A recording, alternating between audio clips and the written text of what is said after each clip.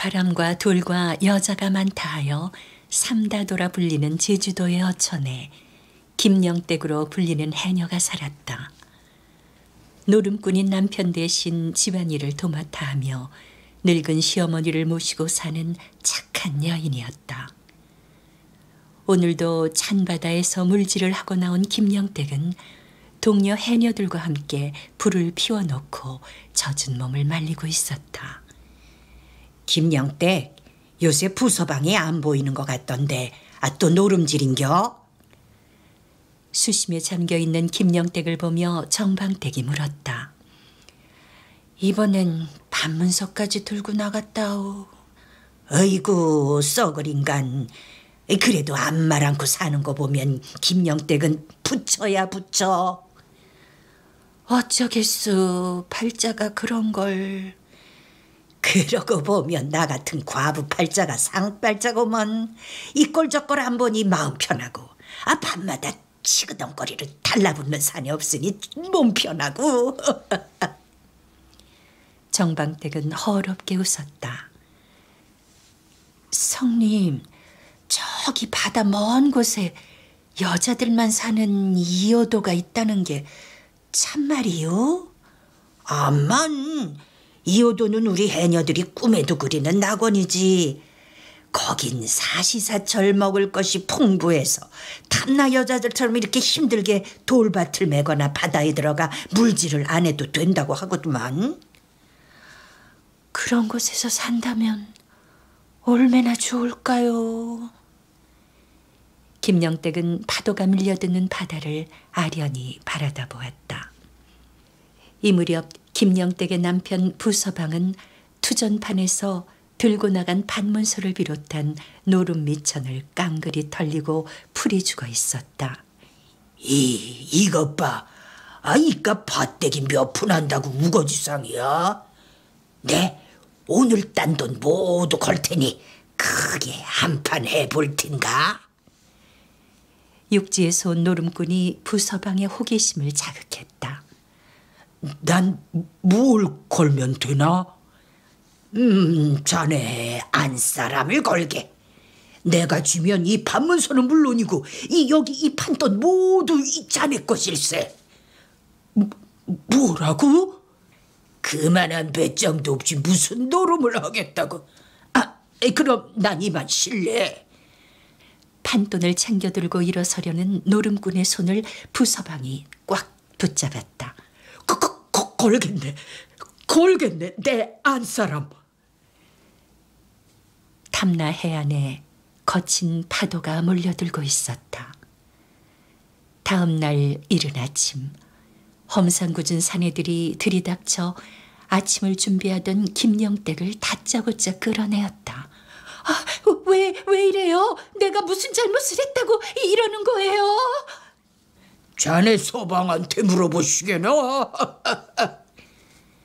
사내들은 낄낄대며 김영댁을 끌고 나갔다. 아이고 이놈들아, 우리 며느리 내놓아라. 울며 달려드는 시어머니를 욱박지르며 사내들은 김영댁을 바닷가로 끌고 갔다. 해안에 배가 대기하고 있었다. 탐나 해녀를 무태 팔면 큰 돈을 벌 수 있기에 육지로 끌고 가려는 것이었다. 이놈들아, 김영댁을 내놔라! 정방댁이 시어머니를 부축하고 달려오며 다급하게 소리쳤다. 서두르게, 사람들 몰려오기 전에 속히 떠나세. 우두머리의 지시에 따라 사내들은 김영댁을 배에 태우고 출항을 서둘렀다. 엄니! 애끓는 김영댁의 울음소리를 남기고 배는 해안에서 멀어지고 있었다. 여보! 그제야 모습을 드러낸 부서방이 멀어지는 배를 바라보며 울음을 터뜨렸다. 여보, 내가 잘못했어. 내가 죽일 놈이야. 부서방의 때늦은 후회를 뒤로하고 황포돛배는 이내 수평선 너머로 사라졌다. 그로부터 사흘 후 김영댁은 낯선 해안에 의식을 잃고 쓰러져 있었다. 그녀를 태우고 무트로 가던 인신매매범들의 배가 태풍을 만나 침몰한 것이었다. 저기 누가 쓰러져 있어. 파도에 밀려왔나 봐. 쓰러져 있는 김영댁의 주위로 여인들이 몰려들고 있었다. 여기가 어딘가요? 비단 이불 속에서 의식을 회복한 김영댁은 어리둥절한 시선으로 주위를 돌아보았다. 이제야 깨어나셨군요. 선녀같이 고운 두 여인이 다가오며 미소를 지었다. 혹시 탐나라는 곳에서 오셨는지요? 그렇구만요. 김영댁이라고 해요. 김영에서 시집왔다고 해서 다들 그렇게 부르는구만요. 김영댁의 대답에 여인들은 환하게 웃었다. 김영님, 이효도에 오신 걸 환영합니다. 이효도라고요? 여기가 여자들만 산다는 그 이효도라는 말인가요? 김영댁은 소스라칠 듯 놀랐다. 듣자니 이효도에선 여자가 물질을 안 해도 돌볕을 매지 않아도 된다고 하던데 그게 정말인가요? 그럼요. 햇볕은 늘 따뜻하고 산과 들에는 언제나 과일과 곡식이 풍성하니 먹고 입을 걱정이 없답니다. 어디 그뿐인가요? 남정네들이 없으니 질투할 일도 싸울 일도 없는 평화로운 곳이랍니다. 그럴 수가. 나는 달님, 이쪽은 별님이라고 해요.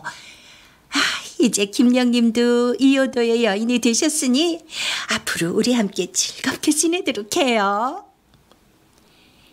김영댁은 꿈만 같았다. 자신이 그렇게도 동경하던 낙원 이효도에 왔다는 게 도무지 믿기지 않았다. 그날 이후 김영댁은 탐나 여인들이 숙명적으로 짊어져야 했던 힘든 노동의 굴레에서 벗어나 이효도의 여인들과 어울려 평화롭고 행복한 나날을 보냈다. 시간이 가는 줄도 세월이 흐르는 줄도 몰랐다. 그런 어느 날 화원에서 꽃향기를 맡고 있는 김영댁을 본 달님이 다가오며 말을 걸었다. 김영님, 꽃향기에 취하면 아기를 낳아야 한답니다. 에구머니, 아기라고요? 놀라는 김영댁을 보며 달님이 물었다. 혹시 꽃향기가 평소와는 좀 다르게 느껴지지 않나요? 정말 그렇네요. 오늘따라 유난히 진한 꽃향기가 가슴을 울렁거리게 하네요. 그게 다 아기를 가질 때가 돼서 그런 거랍니다. 아니, 남정네도 없이 어떻게 아기를 갖는데요. 밖에서 듣기엔 남정네들이 이효도에 닿으면 흠뻑 진을 빼놓고 죽인다고 하던데 그렇게 아기를 갖는 건가요? 김영댁의 말에 달님은 어이없다는 듯 웃었다. 그건 다 허무맹랑한 낭설이지요. 이곳 여인들은 풍신의 힘을 빌어서 임신을 한답니다. 풍신이 누군데요? 이제 곧 알게 될 거예요. 다음 날 김영댁은 잉태의식을 치르기 위해 여왕 앞으로 불려갔다. 여왕은 신단이라 불리는 바닷가 절벽 위에 김영댁을 세우고 풍신을 부르는 주문을 외웠다. 그러자 잔잔하던 바다에 풍랑이 일고 바람이 불기 시작했다. 바람이 점점 거세어지는 가운데 여왕의 쩌렁쩌렁한 목소리가 김영댁의 귓전에 울려왔다. 남풍이 불어오는 곳을 향해 두 다리를 벌려라. 그리고 온 몸 온 마음으로 바람을 맞으라. 남풍의 정령이 너에게 아기를 잉태케 하리라. 여왕의 명령에 따라 김영댁은 다리를 벌리고 서서 남풍을 받아들였다. 세찬 바람이 치맛자락을 말아올리며 그녀의 가랑이 사이를 관통하고 지나가자 김영댁은 정신이 혼미해졌다. 이제 달이 차면 아이를 낳으리라. 태어난 아이가 딸이면 소중히 키운, 아들이면 즉시 죽이는 것이 이여도의 율법임을 그대는 명심해야 할 것이니라. 여왕의 위엄에 눌려 김영댁은 고개를 끄덕일 수밖에 없었다. 율법을 어긴 자는 이여도에서 내쫓김을 당하리니 내쫓긴 후에 참혹한 무서움은 당해보지 않고는 상상도 할 수 없느니라. 날이 가고 달이 흘렀다. 푸른 배를 안고 해산이를 기다리던 김영댁은 달님과 별님의 보살핌 속에서 아기를 낳았다. 태어난 아기는 불행하게도 아들이었다. 이 아이는 이여도의 율법에 따라 우리가 처리하겠으니 김영님은 그냥 누워 있어요. 잠깐만. 김영댁은 아기를 안고 나가려는 달님과 별님을 다급히 불렀다. 한 번만 안아보게 해줘요. 제 속으로 난 자식인데 이 애미 품에 한 번만이라도 안겨보게 해주세요. 김영댁의 간절한 애원에 달님은 어쩔 수 없는 듯 아기를 넘겨주었다. 그럼 잠시 자리를 피해줄 테니 아기와 마지막 정을 나누시고 속히 돌려주세요. 달님과 별님이 방을 나가자 김영댁은 아이를 안고 서럽게 울었다. 아가, 불쌍한 우리 아가, 어쩌자고 남자로 태어났느냐. 여자로 태어났으면 낙원에서 이 애미하고 재미지게 살았을 텐데. 몸부림을 치며 울던 김영댁은 세차게 고개를 흔들었다. 애미가 편히 살자고 너를 죽여야 하다니. 안 돼, 안 돼. 난 이여도의 여자가 아니라 탐나의 여자야. 김영댁은 아기를 안고 일어섰다. 감시를 피해 바닷가에 나온 그녀는 아이를 상자에 넣어 파도에 띄웠다. 아가야, 멀리 멀리 흘러가거라.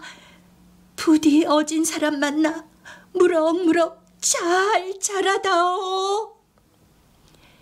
김영댁의 여문 속에 상자는 파도에 실려 둥실둥실 흘러가고 있었다. 여봐라, 율법을 어긴 처자를 뗏목에 태워 이여도 밖으로 추방하라. 진노한 여왕의 추상 같은 명령이 떨어지자 여인들이 달려와 김영댁을 끌고 신단 아래로 내려갔다. 여왕은 끌려가는 김영댁을 보며 가련한 듯 혀를 찼다. 불쌍한 것, 내쫓긴 뒤에 참혹한 두려움은 당해보지 않고는 상상도 할 수 없다는 것을 내 글이 일러주었거늘. 김영댁은 뗏목에 실려 바람이 부는 대로 파도가 치는 대로 흘러갔다. 며칠이 지났는지 가늠도 할 수 없었다. 김영댁이 정신을 차려보니 뜻밖에도 뗏목이 고향 앞바다에 당도해 있었다. 신령님, 감사합니다. 김영댁은 뛸 듯이 기뻐하며 집을 향해 달려갔다.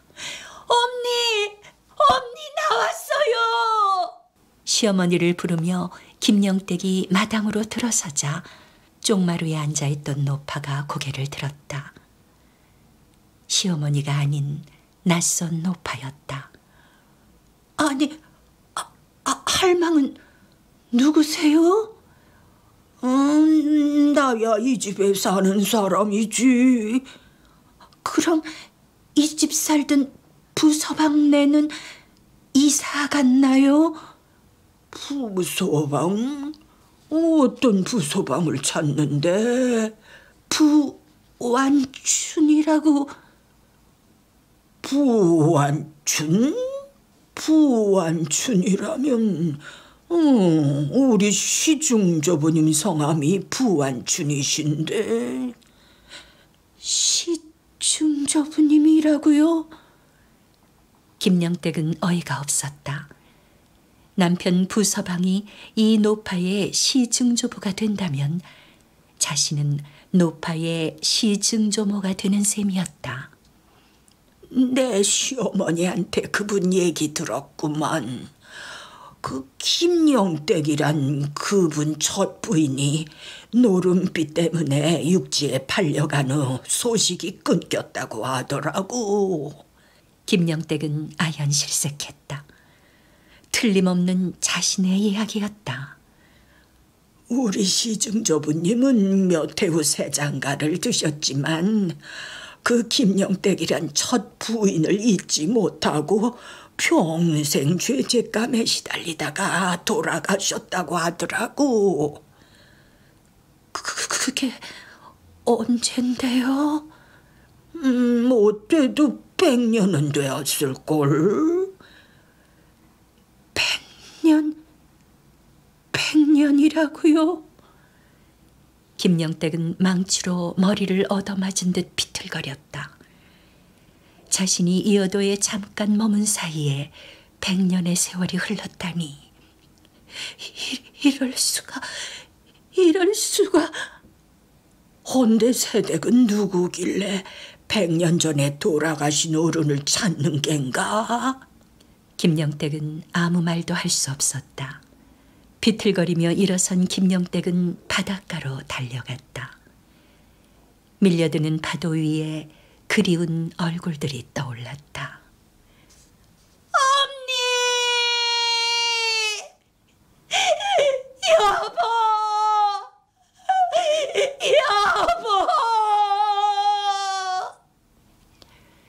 목청껏 불러보아도 대답은 없었다.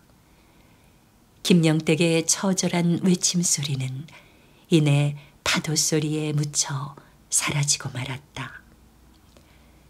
그 후 김영댁은 평생 이효도를 그리워하다 생을 마감했다고 하며 이효도를 향한 탐나 해녀들의 소망은 이효도 사나라는 노동요 속에 실려 오늘까지 전해지고 있다.